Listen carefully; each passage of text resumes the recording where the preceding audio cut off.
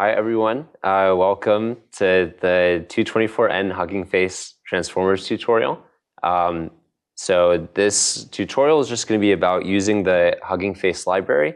It's really useful and a super effective way of being able to use kind of some off-the-shelf NLP models, specifically models that are kind of transformer-based, and being able to use those for either your final project, your custom final project, or something like that, just using it in the future.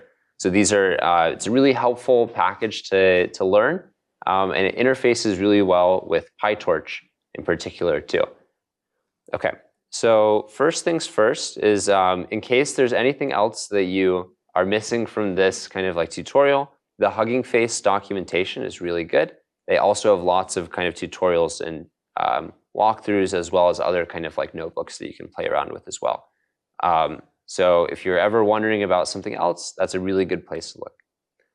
Okay, so in the Colab, the first thing we're going to do that I already did but can maybe run again is just installing the transformers Python package and then the datasets Python package. So this corresponds to the Hugging Face transformers and datasets. And so those are really helpful. The transformers is where we'll get a lot of these kind of pre-trained models from. And the datasets will give us some helpful datasets that we can potentially use for various tasks. So in this case, sentiment analysis. Okay, and so we'll use a bit of like a helper function for helping us understand what encoding is, what encodings are actually happening as well. So we'll run this just to kind of kick things off and import a few more things. Okay. So, so first, what we'll do is this is generally kind of like the step-by-step for how to use something off of Hugging Face. So first, what we'll do is we'll find some model from like the Hugging Face hub here. And note that there's like a ton of different models that you're able to use. There's BERT, there's GPT-2, there's T5 Small, which is another language model from Google. So there are a bunch of these different models that are pre-trained, and all of these weights are up here in Hugging Face that are freely available for you guys to download. So if there's a particular model you're interested in, you can probably find a version of it here. You can also see kind of different types of models on the side as well that for specific tasks. So if we wanted to do something like zero-shot classification, there are a couple of models that are specifically good at doing that particular task. Okay, so based off of what task you're looking for, there's probably a Hugging Face model for it that's available online for you to download. Okay, so that's what we'll do first, is we'll go ahead and find a model in the Hugging Face hub, and then you know, whatever you want to do. In this case, we'll do sentiment analysis. And then there are two things that we need next. The first is a tokenizer for actually, you know, splitting your input text into tokens that your model can use, and the actual model itself. And so the tokenizer, again, kind of converts this to some vocabulary IDs, these discrete IDs that your model can actually take in, and the model will produce some prediction based off of that. Okay, so, so first, what we can do is, again, import this auto tokenizer and this auto model from for sequence classification. So what this will do initially is download some of the key things that we need so that we can actually initialize these. So what do each of these do? So first, the tokenizer, this auto tokenizer, is from some pre-trained tokenizer that has already been used. So in general, there's a corresponding tokenizer for every model that you want to try and use. In this case, it's like CBERT, so like something around sentiment and Roberta. And then the second is you can import this model for sequence classification as well from something pre-trained on the model hub again. So again, this corresponds to sentiment, Roberta, large English. And if we want, we can even find this over here. We can find it as I think English. Yeah, large English. So again, this is something we can easily find. You just copy this string up here, and then you can import that. Okay, we've downloaded all the things that we need, some kind of like binary files as well. And then now we can go ahead and actually use some of these inputs, right? So this gives you some set of an input, right? This input string, I'm excited to learn about Hugging Face transformers. We'll get some tokenized inputs here from the actual tokenized things here after we pass it through the tokenizer. And then lastly, we'll get some notion of the model output that we get, right? So this is kind of some legits here over whatever classification that we have. So in this case, good or bad. And then some corresponding prediction. Okay, and we'll walk through what this kind of looks like in just a second as well, in a little more depth. But this is broadly kind of like how we can actually use these together. We'll tokenize some input, and then we'll pass these inputs through the model.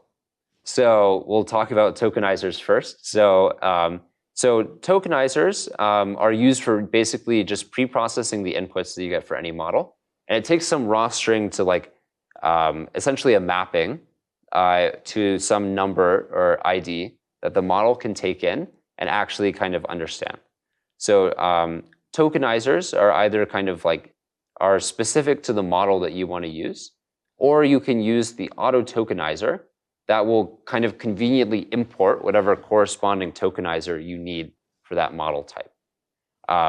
So that's kind of like the helpfulness of the auto tokenizer. It'll kind of make that selection for you and make sure that you get the correct tokenizer for whatever model you're using.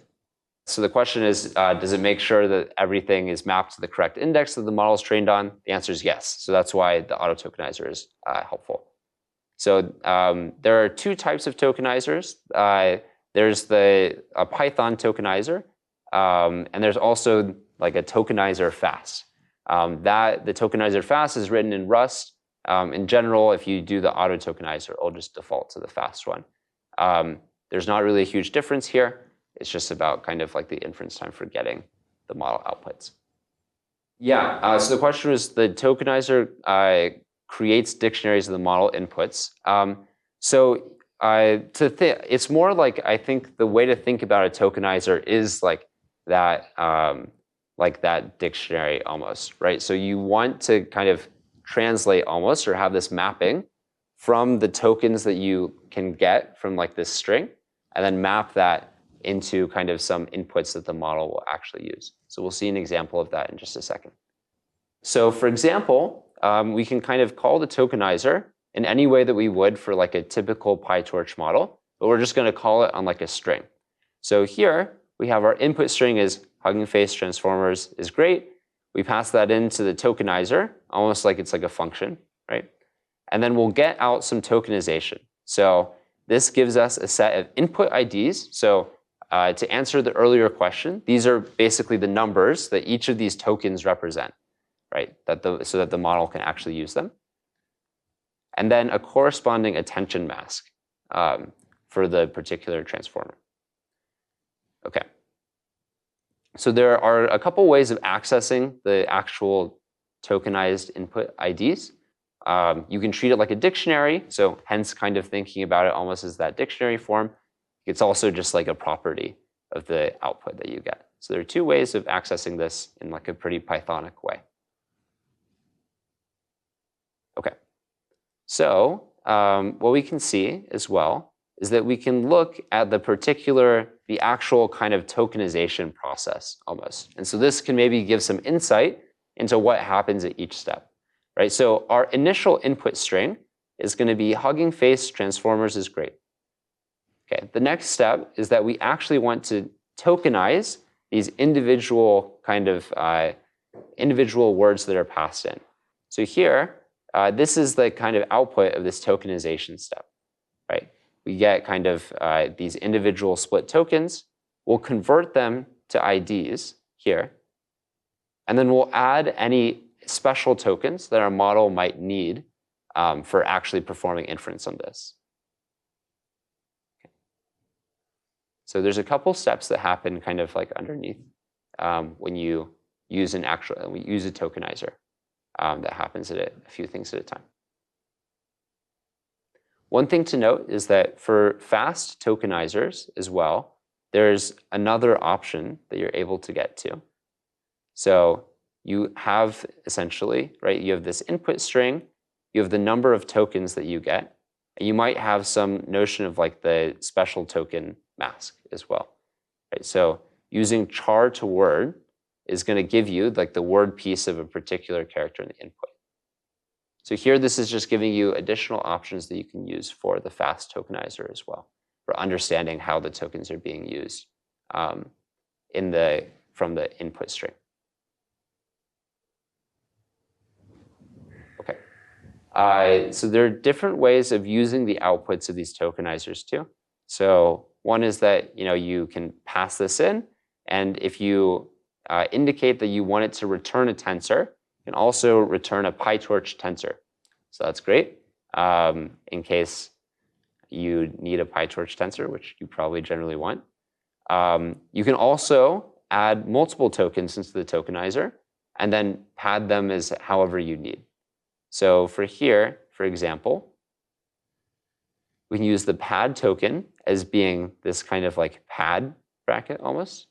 And giving the token ID is going to correspond to 0. Right? So this is just going to add padding to whatever input that you give. So if you need your outputs to be the same length for a particular type of model, right? This will add those padding tokens and then correspondingly gives you like the zeros in the attention mask where you actually need it. Okay, and so the way to do that here is you basically set padding to be true. You can also set truncation to be true as well. And so if you ever have kind of like any other kind of like features of the tokenizer that you're interested in, again, you can check the Hugging Face documentation, which is pretty thorough for what each of these things do. Yeah, so the question is kind of looking at the hash at least, and whether that means that we should have like a space before or not. So so here in this case, yeah, so in this case, we probably don't want like the space before, right? Just because we have like the hugging, like, I don't know, hugging is all one word in this case. Generally for like the tokenizers, generally the output that they give is still pretty consistent though, in terms of how the tokenization process works. So there might be kind of these like, instances where it might be contrary to what you might expect for kind of how something is tokenized. In general, the tokenization generally works fine. So in most cases, kind of like the direct output that you get from the Hugging Face tokenizer is sufficient.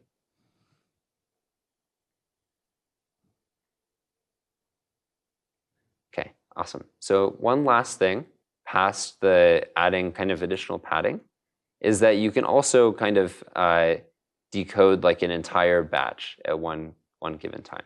So if we look again, we have like our tokenizer will additionally have this method called like a batch decode. So if we have like the model inputs that we get up here, this is the output of passing these sentences or these strings into the tokenizer. We can go ahead and just pass like these input IDs that correspond to that into the batch decode, and it'll give us kind of this decoding that corresponds to all the padding we added in, each of the particular kind of like words and strings. And if you want to ignore all of the presence of these padding tokens or anything like that, you can also pass that in as skipping the special tokens. Gotcha. So this gives like this is a pretty high level overview of how you would want to use tokenizers, I guess, in your in using Hugging Face. So now we can talk about maybe how to use the Hugging Face models themselves. So again, this is pretty similar to what we're seeing for something like initializing a tokenizer. You just choose the specific model type for your model, and then and you can use that or the specific kind of auto model class, where again, this auto model kind of takes almost the like the initialization process. It takes care of it for you in a pretty easy way without really any too much overhead. So additionally, for the pre-trained transformers that we have, they generally have the same underlying architecture, but you'll have different kind of heads associated with each transformer, so attention heads that you might have to train if you're doing some sequence classification or just some other task. So Hugging Face will do this for you. And so for this, I will walk through an example of how to do this for sentiment analysis. So if there's a specific context like sequence classification we want to use, we can use like the very specific kind of like class that Hugging Face provides, so Distilbert for sequence classification. Alternatively, if we were doing it using Distilbert in like a masked language model setting, we use Distilbert for masked LM. And then lastly, if we're just doing it purely for the representations that we get out of Distilbert, we just use like the baseline model. So the key thing here, or key takeaway, is that there are some task-specific classes that we can use from Hugging Face to initialize. So auto model, again, is similar to kind of like the auto tokenizer. So for this, it's just going to kind of load by default that specific model. And so in this case, it's going to be just like kind of like the basic weights that you need for that. Okay. So, so here we'll have basically 3 different types of models that we can look at. One is like an encoder type model, which is BERT, a decoder type model, like GPT-2, that's like performing these like, generating some text potentially, and encoder-decoder models, so BART or T5 in this case. So again, if you go back to kind of the Hugging Face hub, there's a whole sort of different types of models that you could potentially use. And if we look in the documentation as well, so here we can understand some notion of like the different types of classes that we might want to use, right? So there's some notion of like the auto tokenizer, different auto models for different types of tasks. So here, if you have any kind of like specific use cases that you're looking for, then you can check the documentation. Here, again, if you use like an auto model from pre-trained, you'll just create a model that's an instance of that BERT model. In this case, BERT model for BERT base case. Okay, we can go ahead and start. One last thing to note is that, like again, the particular choice of your model matches up with kind of the type of architecture that you have to use, right? So there are these different types of models can perform specific tasks. So you're not going to be able to kind of load or use BERT, for instance, or Distilbert as like a sequence-to-sequence model, for instance, which requires the encoder and decoder, because Distilbert only consists of an encoder. So there's a bit of like a limitation on how you can exactly use these, but it's basically based on like the model architecture itself.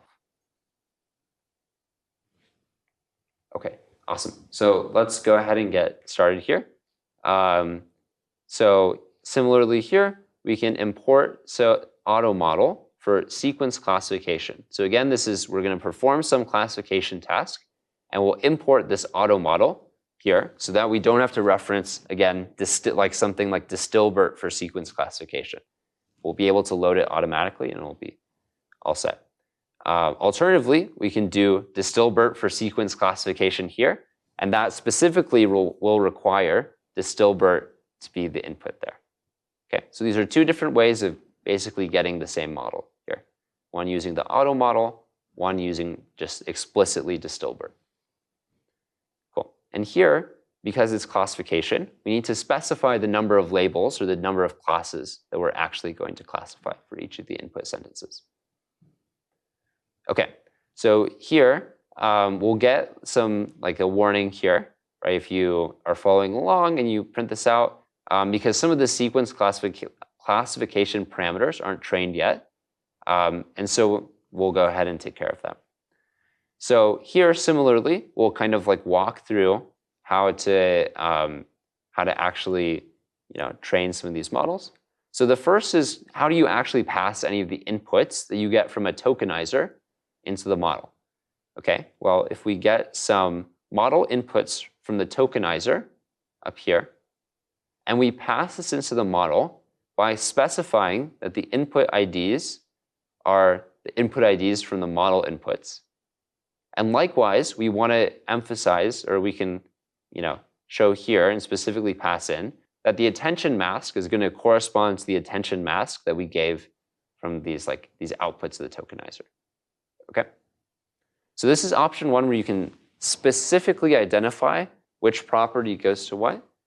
The second option is using kind of a Pythonic hack almost, which is where you can directly pass in the model inputs. And so this will basically unpack almost the keys of the model inputs here. So the model input keys, so the input IDs correspond to this. The attention mask corresponds to the attention mask argument. So when we use this star kind of syntax, this will go ahead and unpack our dictionary and basically map the arguments to something of the same keys.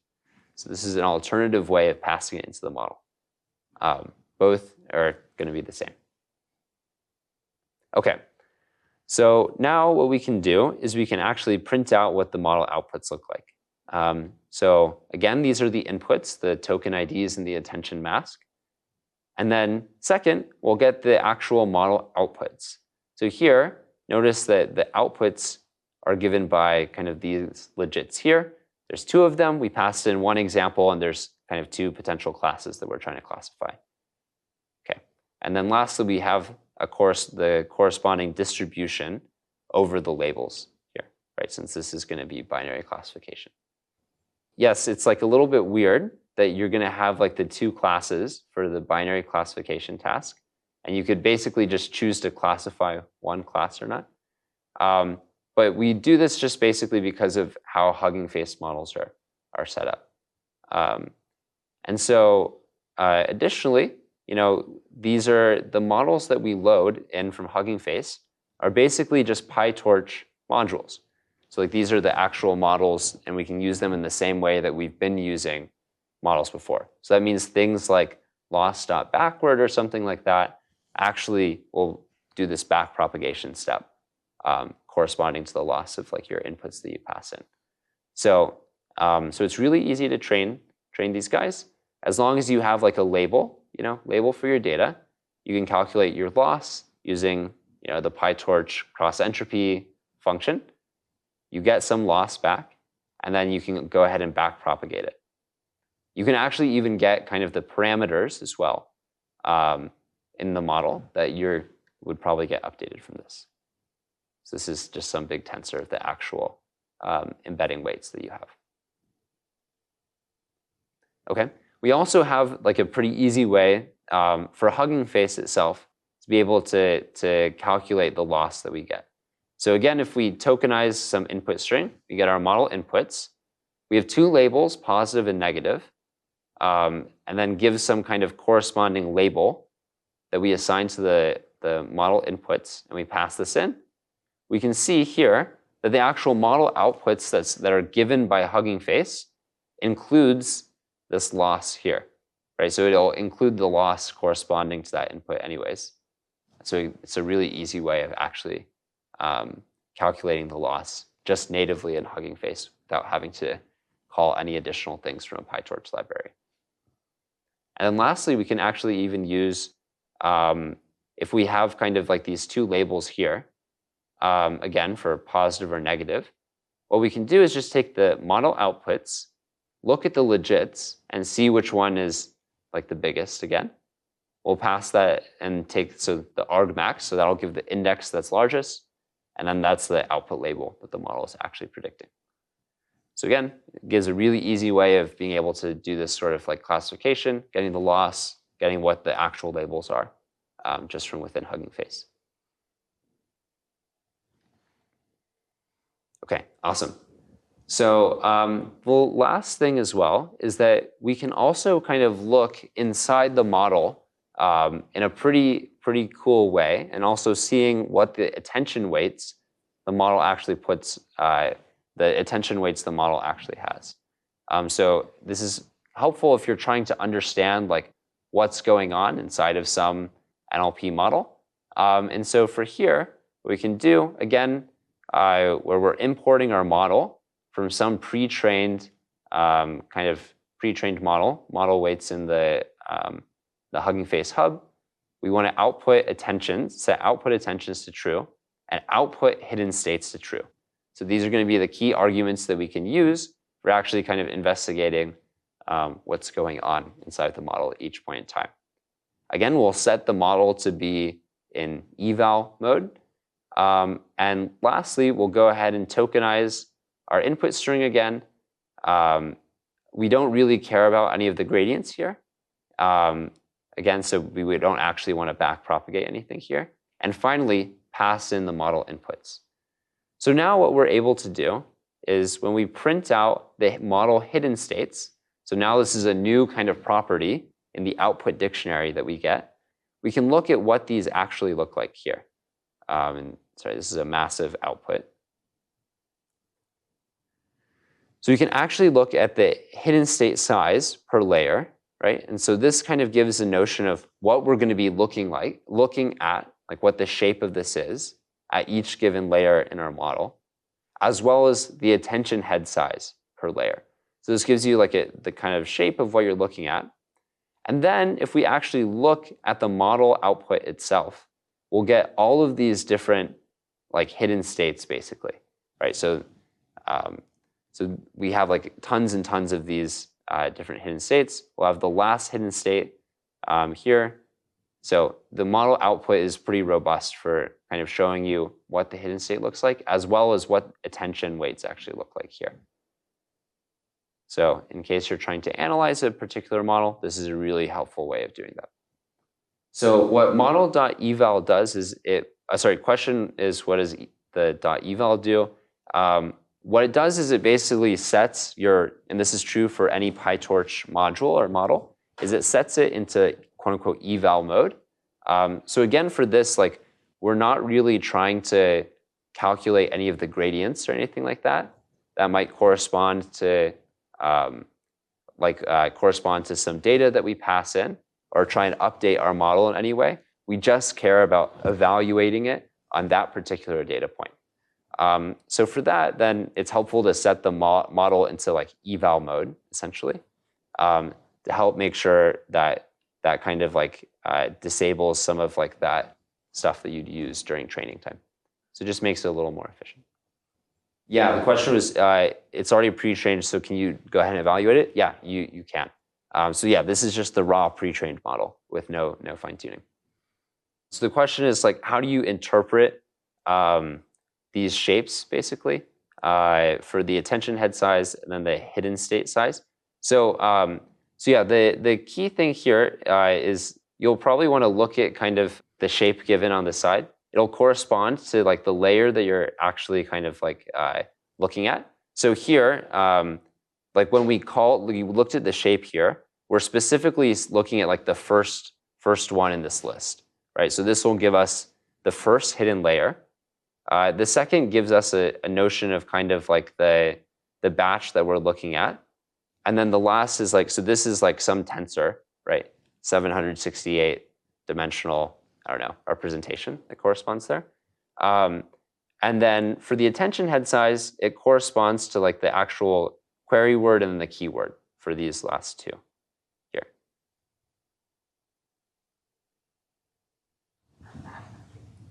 But yes, so, but for this, we would expect this kind of initial index here, right? The one to be bigger if we printed out all of the layers, but we're just looking at the first one here.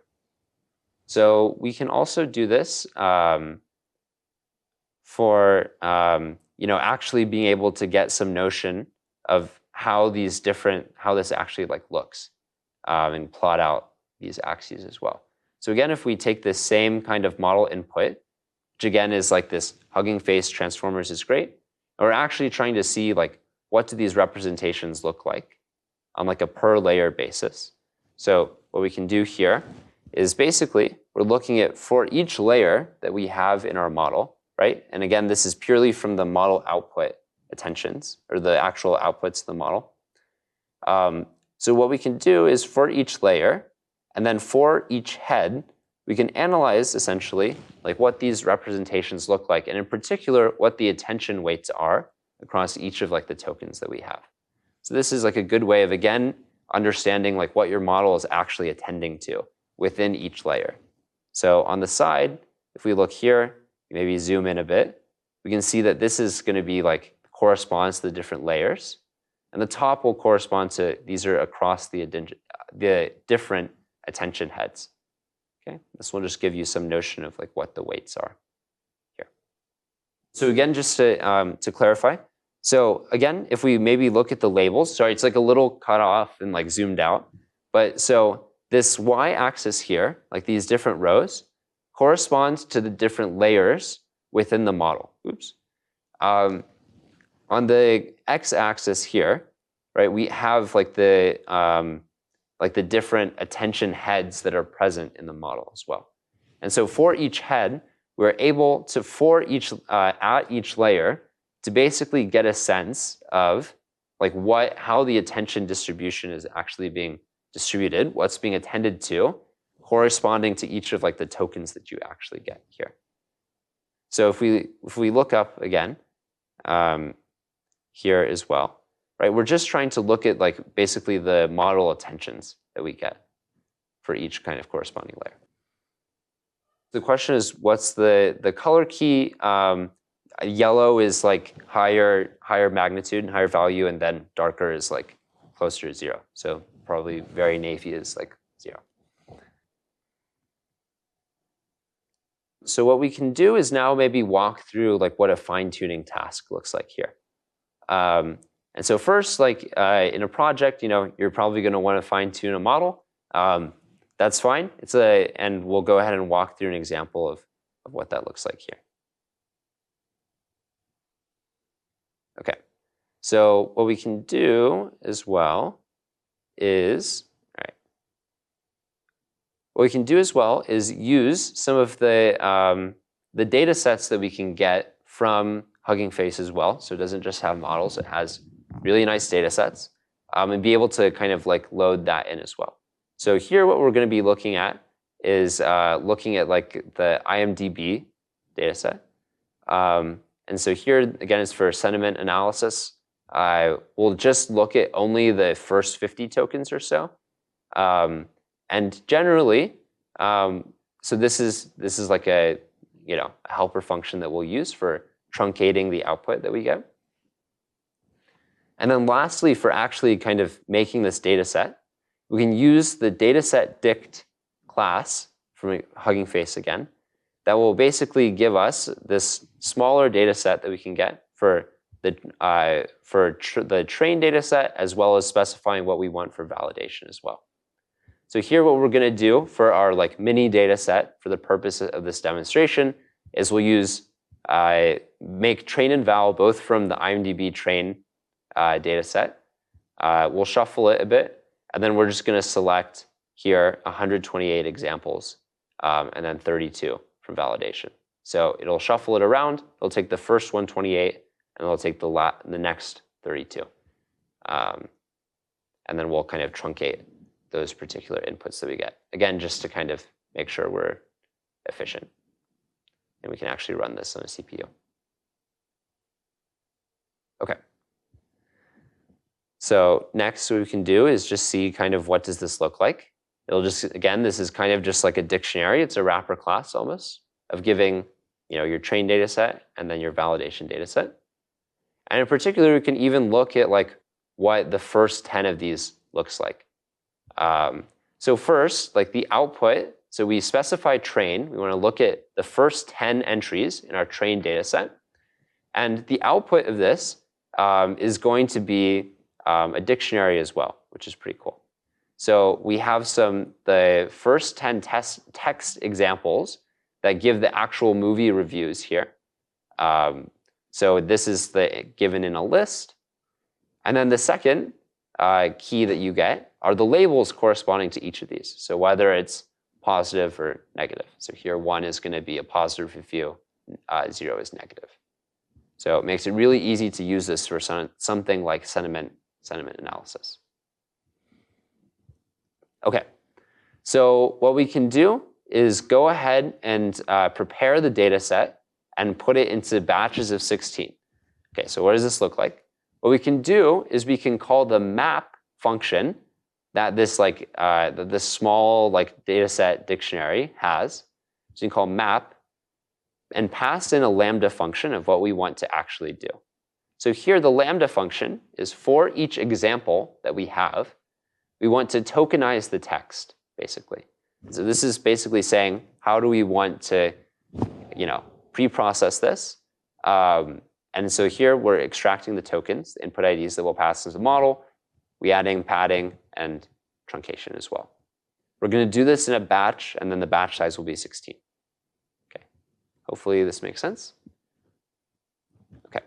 So next, we're basically just going to do like a little more modification on what the data set actually looks like. So we're going to remove the column that corresponds to text, and then we're going to rename the column label to labels. So again, if we see this was called label, we're just going to call it labels, and we're going to remove the text column because we don't really need it anymore.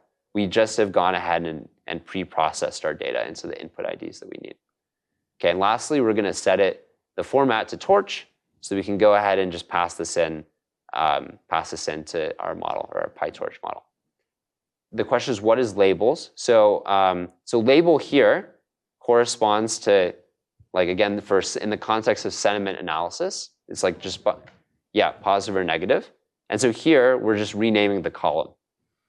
Okay, so now we'll just go ahead and see what this looks like. Again, we're going to look at the train set and only these first two things. And so here now, we have the two labels that correspond to each of the reviews, and the input IDs that we get corresponding for each of the reviews as well. Lastly, we also get the attention mask. So it's basically just taking what you get out from the tokenizer, and it's just adding this back into the data set. So it's really easy to pass in.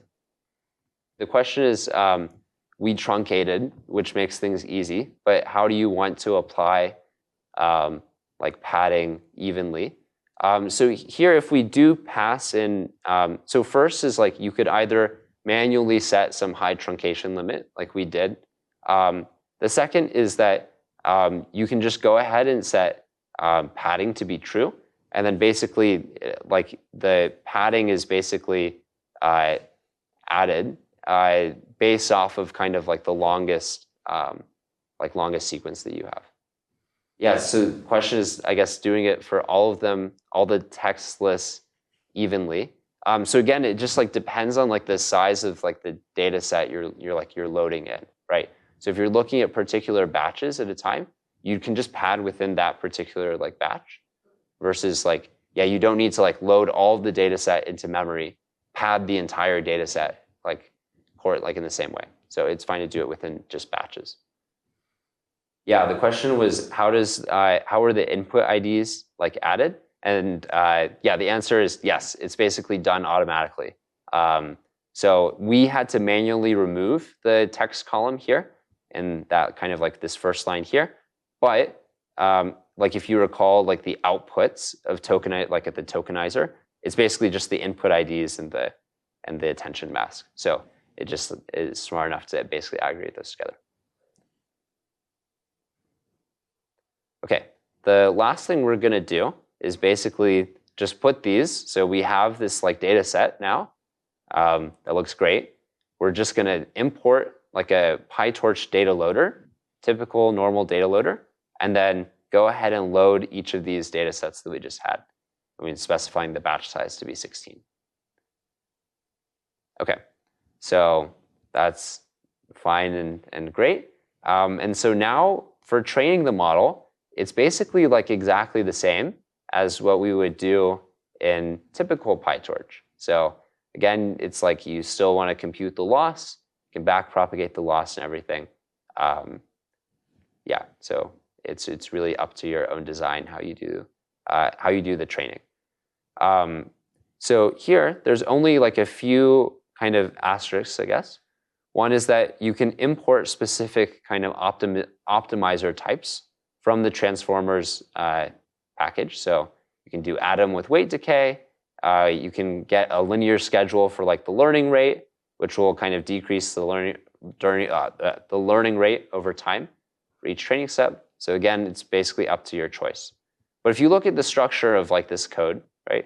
We load the model for classification. We set a number of epochs, and then however many training steps we actually want to do. We initialize our optimizer and get some learning rate schedule, right? And then from there, it's basically the same thing as what we would do for a typical kind of like PyTorch model, right? We set the model to train mode. We go ahead and pass in all of these batches from like the data loader, and then backpropagate, step the optimizer, and everything like that. So it's pretty similar from what we're kind of like used to seeing, essentially.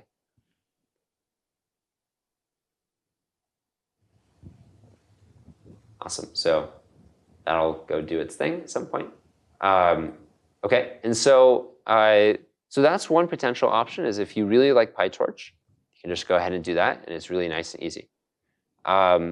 The second thing is that Hugging Face actually has some sort of like a trainer class that you're able to use that can handle most of these things. So again, if we do the kind of like the same thing here, this will actually run once our model is done training. Like we can create our data set in the same way as before. Now, what we need to use is like this import of like a training arguments class. So this is going to be basically a dictionary of all the things that we want to use when we're going to actually train our model. And then this kind of like additional trainer class, which will handle the training kind of like magically for us and kind of wrap around in that way. Okay. Anyways, so if you can, okay, I think we're missing a directory, but I think, yeah, pretty straightforward for how you want to train here. So for here at least, again, there are kind of the two key arguments. The first is training arguments. So this will have a number of specifications that you can actually pass through to it. It's where you want to log things for each kind of like device. In this case, like we're just using one GPU, but potentially if you're using multiple GPUs, what the batch size is during training, what the batch size is during evaluation time, how long you want to train it for, how you want to evaluate it. So this is kind of like evaluating on an epoch level, what the learning rate is, and so on, so on. So again, if you want to check like the documentation, you can see that here. There's a bunch of different arguments that you can give. There's like warm-up steps, warm-up ratio, like weight decay. There's like so many things. So again, it's basically like a dictionary. Feel free to kind of like look at these different arguments you can pass in. But there's a couple key ones here. And this basically mimics the same arguments that we used before in our like explicit PyTorch method here for Hugging Face. Okay, similarly, what we do is we can just pass this into the trainer, and that'll take care of basically everything for us. So that whole training loop that we did before is kind of condensed into this one class function for actually just doing the training. So we pass in the model, the arguments, the trained dataset, eval dataset, what tokenizer we want to use, and then some function for computing metrics. So for here, we pass in this function, eval, and it takes eval predictions as input. Basically what this does is these predictions are given from the trainer, passed into this function, and we just can split it into the actual legits and the labels that are predicted. The ground truth labels that we have. And then from here, we can just calculate any sort of additional metrics we want, like accuracy, F1 score, recall, or something, whatever you want. Okay, so this is like an alternative way of formulating that training loop. Okay, the last thing here as well is that we can have some sort of callback as well if you want to do things during the training process. So after every epoch or something like that, you want to evaluate your model on the validation set or something like that. Or just go ahead and like dump some sort of output. That's what you can use a callback for. And so here, this is just a logging callback. It's just going to log kind of like the information about the process itself. Again, not super important, but in case that you're looking to try and do any sort of callback during training. It's an easy way to add it in. The second is if you want to do early stopping as well. So early stopping will basically stop your model early, as it sounds, if it's not learning anything and a bunch of epochs are going by. And so you can set that so that you don't waste kind of like compute time, or you can see the results more easily. The question is there a good choice for the patience value? It just depends on the model architecture. Not really, I guess. It's yeah, pretty up to your discretion. Okay, awesome. And so the last thing that we do is just call trainer.train. So if you recall, this is just the instantiation of this trainer class. Call trainer.train, and it'll just kind of go. So now it's training, which is great. It gives us a nice kind of estimate of how long things are taking, what's going on, what arguments that we actually pass in. So that's just going to run. And then likewise, hopefully it'll train relatively quickly. Okay, it'll take 2 minutes. We can also evaluate the model pretty easily as well. So we just call trainer.predict on whatever data set that we're interested in. So here it's the tokenized data set corresponding to the validation data set. Okay, hopefully we can pop that out soon. And lastly, so if we saved anything to our model checkpoints, so hopefully this is saving stuff right now. Yeah, so this is going to be, continuing to save stuff to the folder that we specified. And so here, in case we ever want to kind of like load our model again from the weights that we've actually saved, we just pass in the name of the checkpoint, like the relative path here, to our checkpoint. So notice how we have some checkpoint 8 here, right? We just pass in the path to that folder, we load it back in, we tokenize, and it's the same thing as we did before. There are a few kind of additional appendices for how to do like different tasks as well. So there's an appendix on generation, how to define a custom data set as well, how to kind of like pipeline different kind of like tasks together. So this is kind of like using a pre-trained model that you can just use through kind of like the pipeline interface really easily. There's like in different types of tasks like mass language modeling. But feel free to look through those at your own time. And yeah, thanks a bunch.